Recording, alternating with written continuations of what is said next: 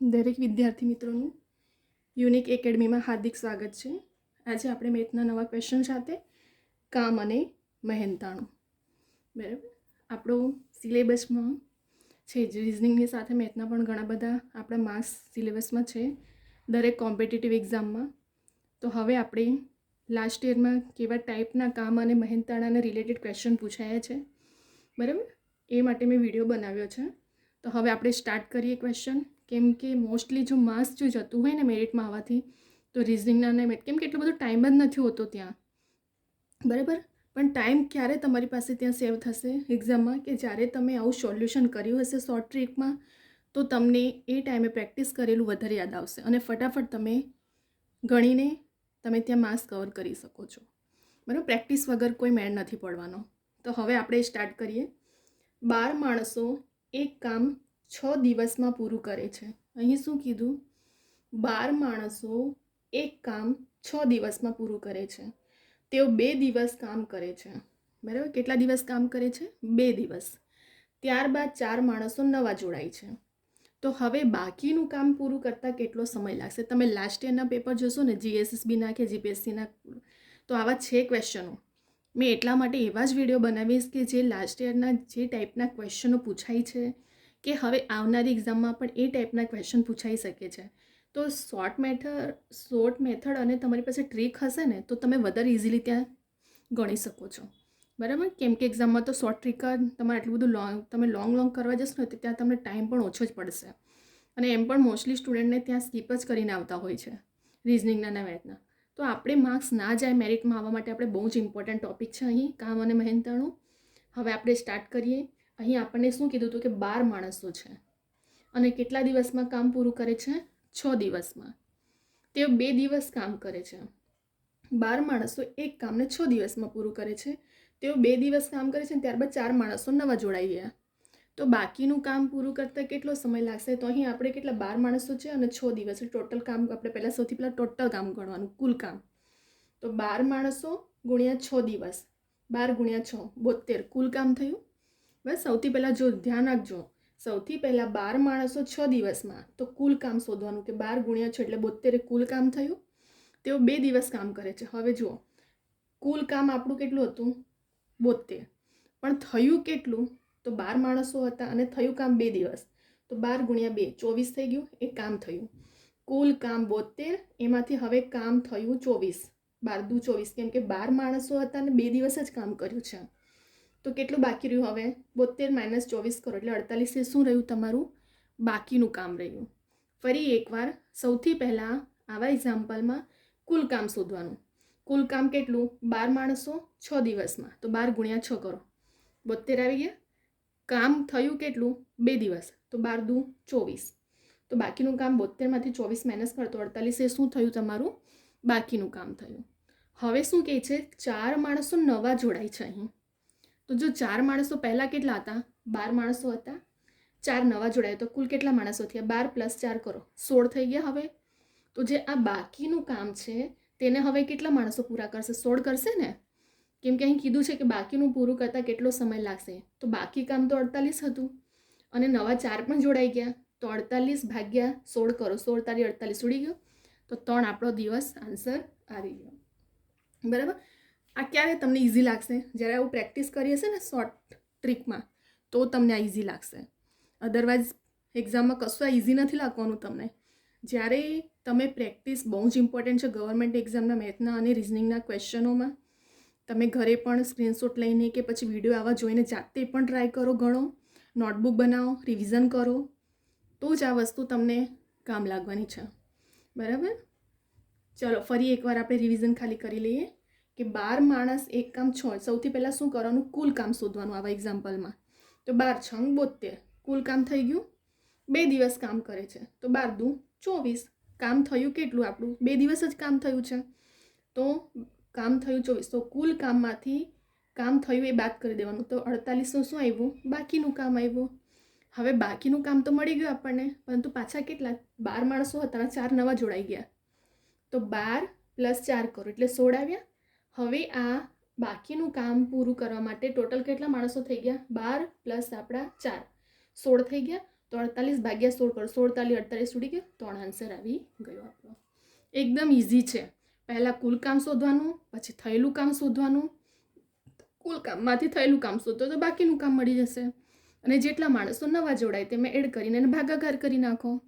બરાબર. હવે બીજો એક્ઝામ્પલ જોઈએ. એવો 50 માણસો એક કામ 46 દિવસમાં પૂરું કરી શકે છે.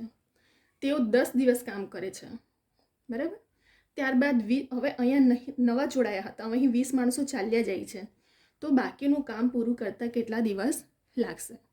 બરાબર. અહીં નવા માણસો જોડાયા હતા ને અહીં તો ચાલ્યા જાય છે. હવે જો શું ચેન્જ થાય છે અહીં. ચલો પહેલાં તો સૌથી પહેલાં મેં શું કીધું કે કુલ કામ શોધવાનું. કુલ કામ કેટલું? 50 ગુણ્યા 46 કેટલા દિવસમાં થાય? સોરી, અહીં આપણું 40 છે. બરાબર.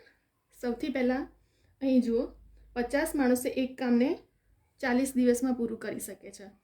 તો કુલ કામ કેટલું? સૌથી પહેલાં 50 ગુણ્યા 40 કરો, 2000 કુલ કામ આવ્યું આપણું. હવે શું થાય છે? તેઓ 10 દિવસ કામ કરે છે. 10 દિવસ એટલે 50 ગુણ્યા 10 કરો, 500 આવ્યું થયેલું કામ. તો બાકી કેટલું કામ રહ્યું? 2000માંથી 500 માઇનસ કરો તો 1500 આવી ગયું આપણું બાકીનું કામ. સેમ આવી રીતે જ પહેલાં કુલ કામ શોધવાનું, ત્યાર પછી કેટલા દિવસ કામ થયું. પહેલાં કુલ કામ 50 ગુણ્યા 40 તો 2000 આવ્યા આપણું કુલ કામ. હવે 10 દિવસ જ કામ થયું છે. 50 માણસો ગુણ્યા 10 કરો, 500 આવ્યું થયેલું કામ.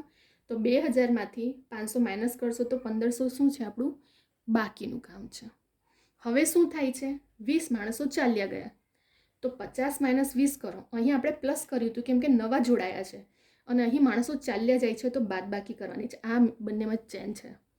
તો 50 માઇનસ 20 કરો, 20 માણસો ગયા એટલે 30 માણસો જ બાકી રહ્યા. હવે તો બાકીનું કામ કેટલું હતું આપણું? 1500 હતું. માણસો કેટલા રહ્યા? 30. તો 1500 ભાગ્યા 30 કરો, 0 0 ઉડી ગયું, 50 તારી 150 આવી ગયો આન્સર આપણો. 50 દિવસ લાગશે. બરાબર. ફરી એકવાર આવા જો ક્વેશ્ચન પૂછાય ને તો સૌથી પહેલાં કુલ કામ શોધવાનું. કુલ કામ શોધ્યા પછી શું કરવાનું? થયેલું કામ શોધવાનું. તો કુલ કામ કેટલું?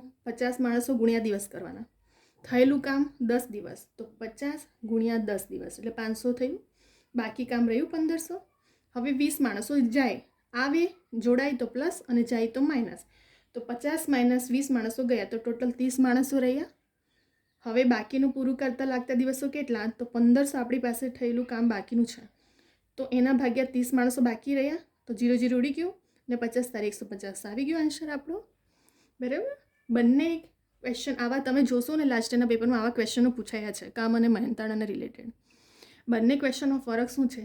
અહીં નવા જોડાયા તો પ્લસ કરવાનું માણસોમાં, અને જો ચાલ્યા જાય તો માઇનસ કરીને ગણવાનું. સૌથી પહેલાં શું કરવાનું? અહીં કુલ કામ શોધવાનું. શું શોધવાનું હોય છે? કુલ કામ. કુલ કામ શોધ્યા પછી એમાંથી જો તમે જે કામ થયેલું હશે એ બાદ કરશો તો બાકીનું કામ મળી જશે આપણને. અહીં શું હતું? કુલ કામ મળી ગયું આપણને, અને જેટલા દિવસ કામ થયા છે બસ એને વડે માણસો વડે ગુણાકાર કરશો તો થયેલું કામ. તો બાકીના કામને જેટલા માણસો બાકી રહે તેના વડે ભાગાકાર કરતા. ઇન શોર્ટમાં જ્યારે તમે એક્ઝામમાં બેસશો ને તો ફટાફટ શું કરવાનું છે? માણસો ગુણ્યા 6 દિવસ, થયેલું કામ, કુલ કામ, પછી એમાંથી થયેલું કામ ગણો, 48 બાકી રહ્યું. હવે 48માંથી જેટલા માણસો જોડાય એડ કરીને ફટાફટ ભાગાકાર કરી નાખો. બરાબર. આ તમને સમજાવવા માટે મેં આટલું બધું લખું છું. આપણે એક્ઝામમાં થોડી શોર્ટ ટ્રીક ફટાફટ ગણવાની રાખવાની. અહીં પણ કુલ કામ, થયેલું કામ માઇનસ બાકી કામ, અને બાકી કામને ભાગ્યા જેટલા દિવસ માણસો ગયા હોય તે, તો ટોટલ 50 દિવસ. હવે મેં આ વિડીયો ઘણા બધા કોચિંગવાળા કે પછી એકેડમીવાળા બરાબર એક ક્વેશ્ચન લખશે ને પછી ધીરે ધીરે એને સમજાવવા બેસે, એક ક્વેશ્ચન લખશે ને ધીરે ધીરે આવી રીતે ગણવા બેસે. તો મારો મિનિંગ એવો છે કે હું આવું એક ક્વેશ્ચન લખીને 1 કલાકનો વિડીયો ખેંચું એનો કોઈ મિનિંગ નથી. બરાબર. કેમ કે સ્ટુડન્ટનો પણ સમય જાય છે. બરાબર. એમની પાસે પણ હવે પ્રિપરેશન માટે બહુ શોર્ટ ટાઈમ બાકી રહ્યો છે. તો એના કરતાં જો તમને હું આવી રીતે ડાયરેક્ટલી કમ્પ્લીટલી લખીને જો એક વસ્તુ ડીપમાં હું સમજાવી દેતી હોઉં તો મને નથી લાગતું કે આવી રીતે ક્વેશ્ચન લખીને એક વિડીયો તમને 1 કલાકનું ખેંચવાની જરૂર છે. બરાબર. મેઇન પોઈન્ટ છે તમારું સમજનો.